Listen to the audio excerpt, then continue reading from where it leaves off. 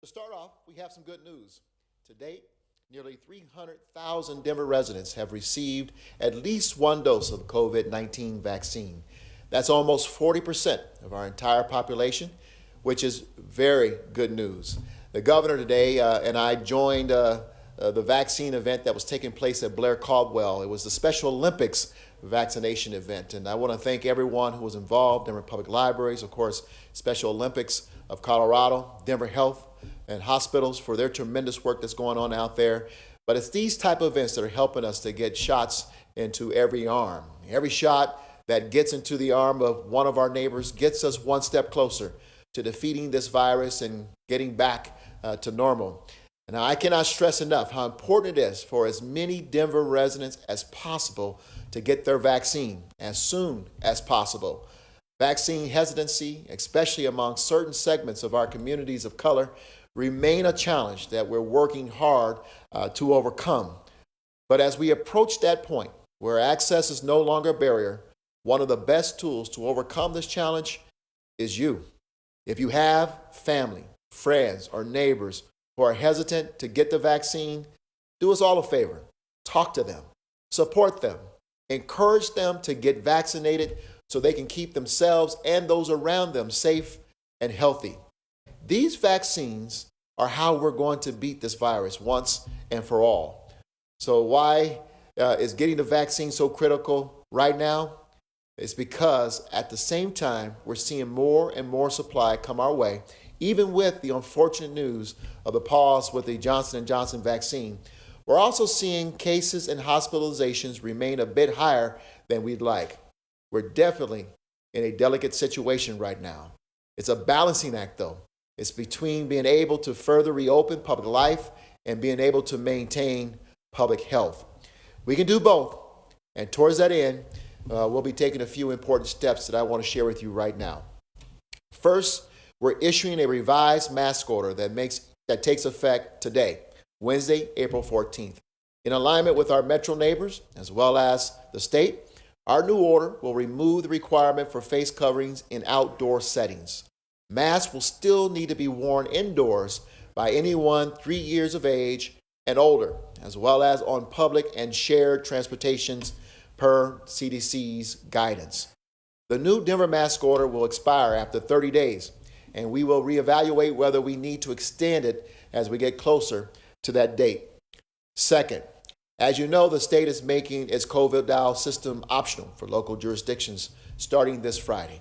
The state's decision means that a number of Colorado counties and local jurisdictions will not maintain restrictions. There's nothing we can do about that, but we will be taking a different approach in Denver. Based on key public health factors, including vaccination rates, variants, case rates, hospitalizations, and deaths, we believe it is necessary to maintain many requirements and restrictions in the dial for at least the next 30 days for both indoor and outdoor settings, while continuing a phased relaxation of certain limits. So Denver will be issuing a new public health order that will adopt certain elements of the dial. Effective this Friday, April 16th, Denver will adopt level blue capacity limits for most indoor categories, such as restaurants, offices, and retail. And we aren't doing this alone or in a vacuum. We have worked hard to coordinate with our regional partners, and most other metro area counties will also be making the same shift to level blue. While indoor settings will be able to operate under level blue limits, this new order will also provide some capacity limits for outdoor events, which Bob, of course, will go into more detail here in just a moment. So, like our revised mask order, this revised public health order will be in effect for at least 30 days, and we will reevaluate whether we have a need to extend it as we get closer to that date. Until the vaccines become more widely and readily available, it's important to keep these measures in place so that we can keep a lid on the spread of this virus. Certainly, we're dealing with a different landscape now than we were dealing with just about this time last year or even last fall. While the threat is lessened today for older adults and other vulnerable population, thanks to this vaccine, variants that are more transmissible and potentially deadlier could put us all in a difficult spot very quickly. So even with these first steps in a measured relaxation of limits, we still need everyone to keep doing their part. So here we go. Keep wearing your mask, particularly when you're indoors. Social distance when you're indoors and outdoors. Don't gather in large groups. And please, by all means, get vaccinated. We still have 2 highly effective vaccines available to the public that have an excellent track record and have been administered hundreds of millions of times now. We're so close. We got to keep our eye on the ball, and we got to get this done. We got to get it done for ourselves and for everyone else in our community. With that, let's bring up Bob McDonald from DDPHE. Bob? Oh, let me get that. Thank you, sir. Thank you, Mayor. Good morning, everyone. Let's go ahead and dive into the slide deck here. As you can see throughout the state, many counties, including those counties that are surrounding Denver, are still in the yellow phase based on the dial as it exists today. We'll talk about case rates here in a minute. Moving on to the next slide, you can see the epi curve that we've been looking at ever since the pandemic started here in Denver. Take a look again at the tail end of that. Case numbers are going up. And the reason they're going up is because the variants that we're seeing, which are predominant now in Denver, they're more infectious. And so in spite of our success with vaccinating up to 8,700 people a day here in Denver, numbers are still climbing. So we need to get vaccinated. Everybody needs to keep wearing the face coverings until you get vaccinated. And I want to talk about the importance of getting vaccinated here in a few slides. So with that, we can move to the next one. Again, these are some of the metrics that we have looked at from the beginning. These are metrics that we're going to continue to look at. But in addition to these, we're going to focus a little bit more on the severity of cases and hospital admissions, perhaps more so than we did at the beginning. We know now that 150 cases is not the same as 150 cases early on, when those cases were primarily within our elderly population. We know that it's a younger demographic now where we're seeing an increase in cases, and also medical treatment is better, but we can't dismiss these metrics. We're going to continue to look at these and look closer at hospital admission rates moving forward. With the next slide, you can take a look at some of the statewide changes that the mayor referenced earlier in terms of the state modifying its face covering, only requiring it in certain indoor settings, and there is a capacity limit when under the state's mask order when a face covering has to be worn and when it doesn't. One of the things that we have tried to do here from the beginning of the pandemic here in Denver is to let's keep it simple. We recognize that the more complicated our orders are, the harder they are to enforce, the harder they are to understand by regulated businesses, the harder they are to understand by citizens. So we're going to keep it really simple. We're going to extend our face covering, just make it mandatory in indoor public settings. Of course, you don't have to wear it at home. It's encouraged to wear it outdoors where you can't physically distance, but we'll be lifting that requirement in our own face covering order as of today. The dial itself is being modified by the state. It becomes discretionary on Friday, but we think that we need to slow down a little bit with just dismissing the dial altogether. We're going to move into the blue phase. See how the virus responds, see what the data looks like. It's possible at that time we could move to the green phase, we could lift public health restrictions altogether. Hopefully we do not have to reverse course. That is largely dependent on people getting vaccinated, and until they do, wear that face covering. Next slide, please. So again, Denver's modified face covering order goes into effect today. Not required to be worn in an outdoor setting. We still, again, encourage it where you can't physically distance from those that are not within your household. It will expire 30 days from now, and then we will revisit it. The broader public health order, which adopts most components of the blue phase of the dial, will go into effect on Friday. But we're going to modify some of the things with respect to what the dial indicates with outdoor settings. We don't want to go from a capacity of 175, or in some cases where variants were granted and there's a slightly higher allowance. We don't want to just go from that to thousands and thousands of people congregating, even in an outdoor setting where it's safer. So we'll talk about that in the upcoming slide here. So again, we will move from yellow to blue. We're going to take a look at all of those metrics, particularly, again, focusing on the severity of cases and what those snapback provisions would look like. And then in outdoor settings, we're going to set that cap. Anything under 5,000, 5,000 people congregating, we're going to require a mitigation plan. We're going to provide guidance along those lines, but that plan will not necessarily need to be approved, but we're here to provide guidance on that. That said, any outdoor event, 5,000 or more, the coordinator will need to consult with the public health department before they move forward with that event. We'll maintain the 5-star program as it currently is outlined within the dial, so we won't be making any modifications there. So there still are some additional allowances for certain types of businesses moving into the blue phase of the dial. Again, we'll reevaluate that in 30 days, and the order itself expires in 30 days. So with that, we're making a lot of progress with vaccinations. Again, 8,700 doses administered a day. Hundreds of thousands, 300,000 throughout the city of Denver. And I want to just stress something, a comment the mayor made earlier. Hundreds of millions of doses of Pfizer and Moderna have been administered with little to no problems. So I can't reinforce that enough.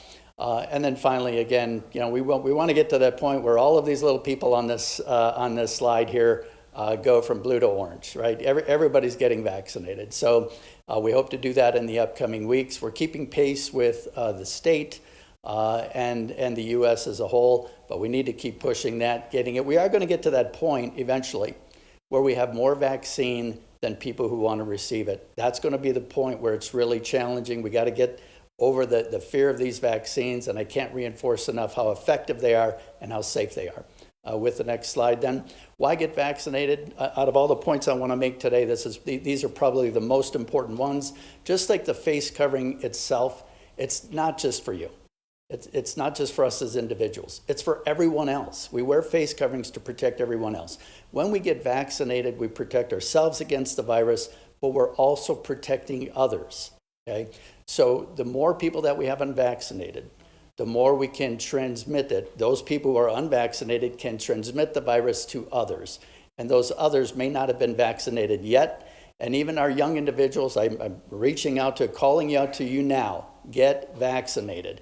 Because again, it's not just for you. You might think you might resist or be able to defend yourself against the impacts of this virus.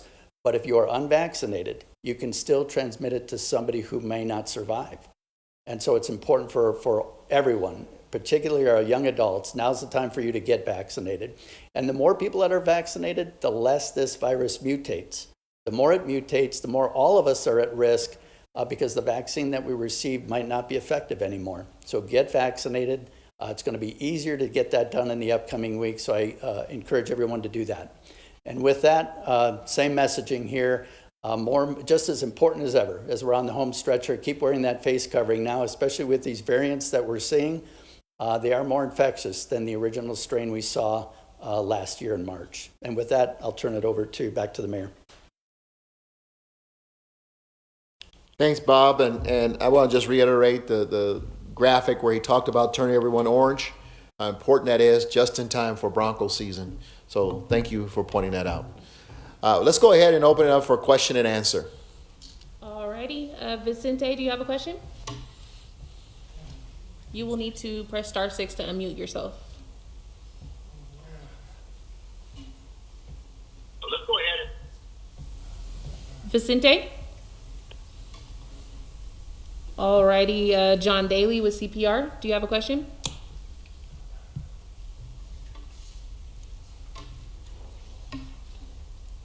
You will need to unmute yourself by pressing *6. And if we miss you, we'll come back around. Connor with CBS 4. This is Connor. Go ahead, Connor.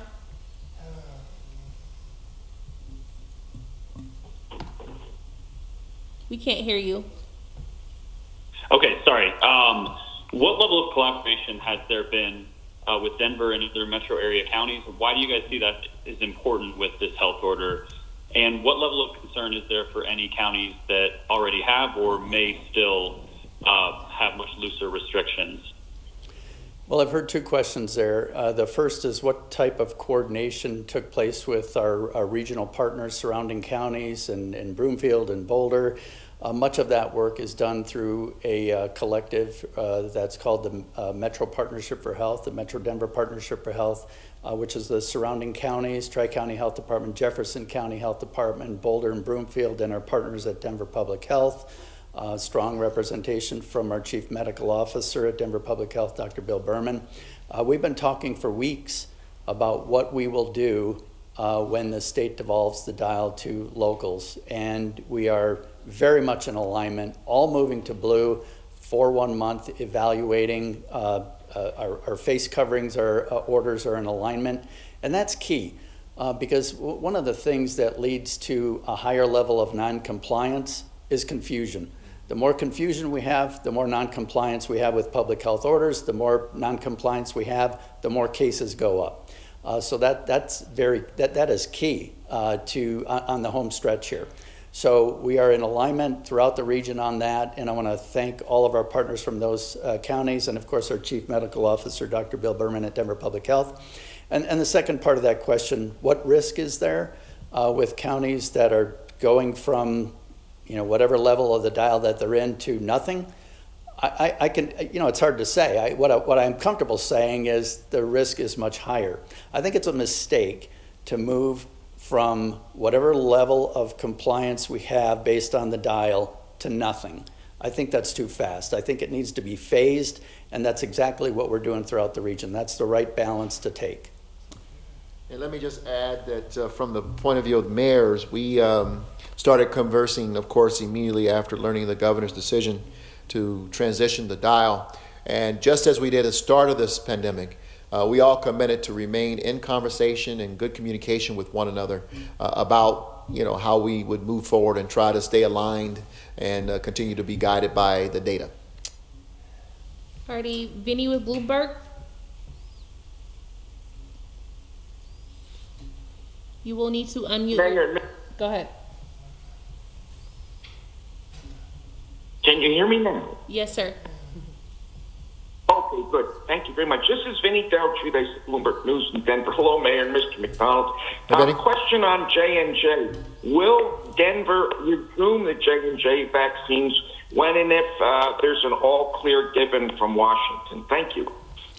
Well, I think the answer to that question lies in what research and what is understood about the experiences of the 6 individuals that had some severe impacts from the J&J vaccine. And I guess before I comment any further, I just want to say our thoughts are with those 6 people, and particularly the person who lost their life to that complication and to that person's family members. We're just going to have to evaluate that as we go. But I want to stress this, that first of all, the city has not used much J&J vaccine. Our plan is largely relied upon and will continue to rely upon Pfizer and Moderna. Pfizer and Moderna, again, hundreds of millions of doses have been administered throughout the country, and we've not seen any problems with that. Our plan was solely largely based on that. It will continue to be largely based on that. This rare occurrence with the J&J vaccine, which is a different type of technology than the 2 vaccines that the city's largely relying on. We're just going to have to evaluate whether or not we roll that back into our vaccination plan, depending upon what further research indicates. All right, Seth with the Gazette. Oh, go ahead. Teresa, yeah, okay, I have one follow-up.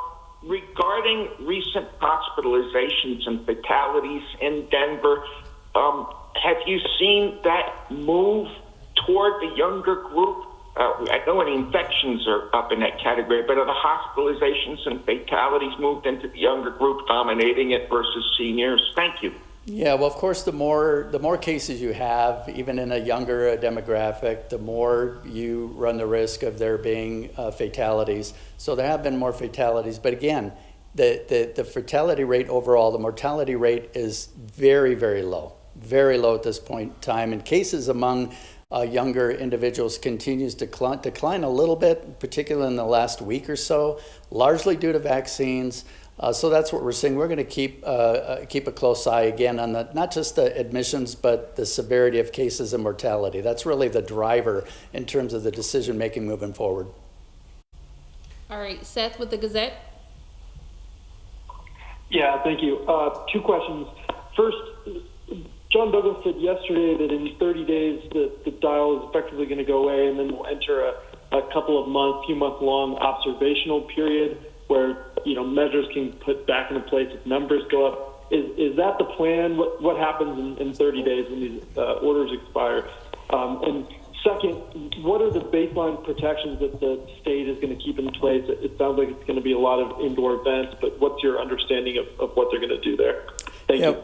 Okay, well, the first part of the question is, in surrounding counties, in their orders, they have included a 90-day observation period after this 1 month in blue. That is not included in our order, but that doesn't mean we're not going to do it. And in fact, I would suggest that we're not just going to evaluate what's occurring 90 days after the blue phase. We're going to be evaluating this through the rest of the year, particularly as we move into the fall months again. We're always going to do that evaluation. I think that's a long-term effort just to make sure that we suppress cases as much as we can. The state's focus moving forward is going to be on indoor settings, particularly the large indoor settings. That makes sense to me. The more people you have, the more transmission you can have, and we know that indoor settings are more risky than outdoor settings. So they will implement that. They'll keep their fingers on the pulse of that, at least for the next 30 days, and then we'll work closely with them to see if that part of their effort also devolves to local public health. Alrighty, Maggie with Denverite.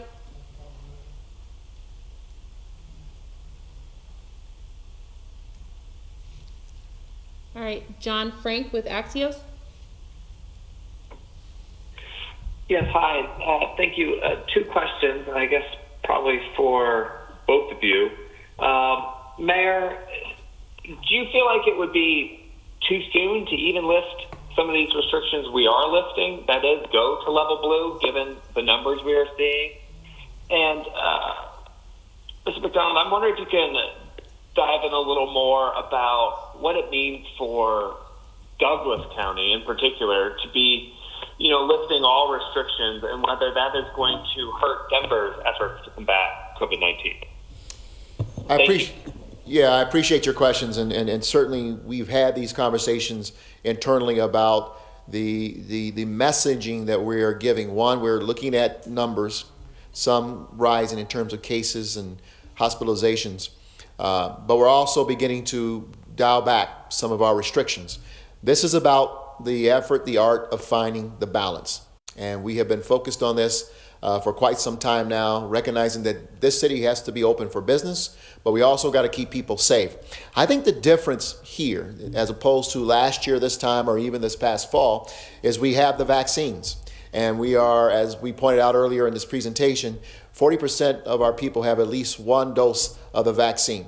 That's pretty good, and we are on track to continue. Just imagine if 40% have at least one vaccine, in a matter of a couple weeks, we're going to have quite a big percentage of our people who are fully vaccinated. And so we are on track with regards to the vaccine, which helps us manage, I think, the severity of the virus in our community. And I think that's the important variable that we have been focused on. And so we are working to find that balance and also keep the business open while at the same time protecting everyone. Bob? Well, Douglas County, as everyone knows, that is a county that falls within the jurisdiction of the Tri-County Health Department. And as I mentioned earlier, Tri-County is a huge partner in the Denver Metro Partnership for Health. And I think, that the director of that department has done a good job trying to express the concerns with going from any phase of the dial to nothing. It's anytime we have counties that are close or surrounding Denver that throw requirements out the window, it presents an elevated risk to Denver. I would just remind those outside of Denver, when you're coming into Denver, we do have restrictions that will remain in place, and we need visitors to Denver to comply with those. As I said, I think it's risky. It's a risky move to do that. I think it's a little too soon, and we're certainly not going to do it here in Denver. Any One quick follow-up, if you don't mind, just because you brought it up. Is it too soon to go to local control in your mind? Great question. Well, I think it presents some challenges for sure, but I think it also presents some opportunities. When you have state level orders, that facilitates consistency. But state level orders, it's really hard to detail those such that you're getting into the nuances of every community. So while I understand the state's decision, and I can appreciate that they want to turn this over to local public health, there's some opportunities there. Again, the big challenge is consistency, and I think we address that head on by reaching regional consensus with our surrounding counties. And I'll tell you just from a local level that we have remained and we started and will continue to be in close partnership with the state, regardless of who is controlling the dial. And to us, it was never about controlling the dial. It was about making sure we have good policy led by good data going forward. We put the slide back up, which shows at least 41%, almost 42% of our people have at least one dose. If you're looking at 3, maybe 4 weeks in between each doses, you can see that by the end of May, where we're going to have a large percentage of our people vaccinated in Denver, Colorado. That to me shows great forward momentum with regards to vaccinations. Is there anyone we missed?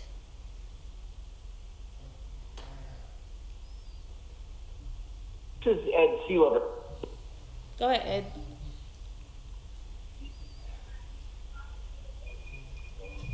Ed, go ahead. Oh, great, thank you. I wanted to ask about the aspect of 6-foot social distancing. I know that some business owners have been concerned that even at 100%, this continued requirement to do 6-foot social distancing is going to keep capacity way down. Tell me how you're looking at that. Doesn't sound like you're addressing that, or, do you imagine that's going to stay in place for a while, or how do you look at that, especially with the balance the mayor has talked about striking between keeping business open and keeping people safe? Well, listen, that we know from the beginning of the pandemic that there are three or four primary controls: face coverings, of course, hygienic practices, and physical distancing. And we can't bail out on those quite yet. So I understand that 6-foot distancing, where it still exists in certain venues, that does present some limitations. But I can't stress this enough. This is a 1-month order. So I think that sends a message, that and the face covering order. We're at that point now where we can look at things month to month. So if we can get the business sector and citizens to hang in there with us, we are on the home stretch here, and we hope that we can lift the remainder of these public health orders in the very near future. All right, last question. All right, we'll go ahead and wrap up. Let me thank Bob again for constantly being on post and being here for the messaging. As we wrap this up, I think it's important to note that this city is open for business, and I want everyone to understand that we are making decisions that are guided by data and by the presence of the presence of the vaccine in our community, and the fact that people and institutions in our community are doing such a good job in getting needles into the arms of Denverites. So we want to thank everyone for the work that they're doing.